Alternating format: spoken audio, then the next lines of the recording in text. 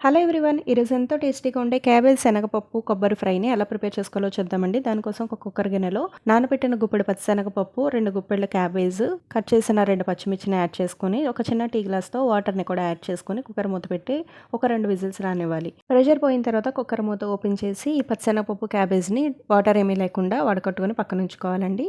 ఇప్పుడు stove on చేసి కడాయి పెట్టి ఆయిల్ వేసి ఆయిల్ హీట్ అయిన తర్వాత దీనిలోకి దంచిన 10 వెల్లుల్లి రెబ్బలు, పావు స్పూన్ ఆవాలు, పావు స్పూన్ జీలకర్ర, ఒక 2, 3 ఎండుమిర్చిని చిన్న ముక్కలుగా కట్ చేసుకుని యాడ్ చేసుకోవాలండి. ఇవన్నీ ఫ్రై అయిన తర్వాత కాస్త కరివేపాకును కూడా యాడ్ చేసి అది కూడా ఫ్రై అయిన తర్వాత ముందుగా డ్రైన్ చేసి పక్కన ఉంచుకున్న క్యాబేజ్ శనగపప్పును కూడా యాడ్ చేసేసుకుని పావు స్పూన్ పసుపు, రుచికి సరిపడా సాల్ట్ని కూడా యాడ్ చేసి ఒకసారి అంతా మిక్స్ చేసుకుని సాల్ట్ యాడ్ చేసాం కాబట్టి కర్రీలోంచి లైట్గా వాటర్ రిలీజ్ అవుతుందండి. ఆ వాటర్ అంతా ఇంకిపోయే వరకు బాగా ఉడికించుకోవాలి.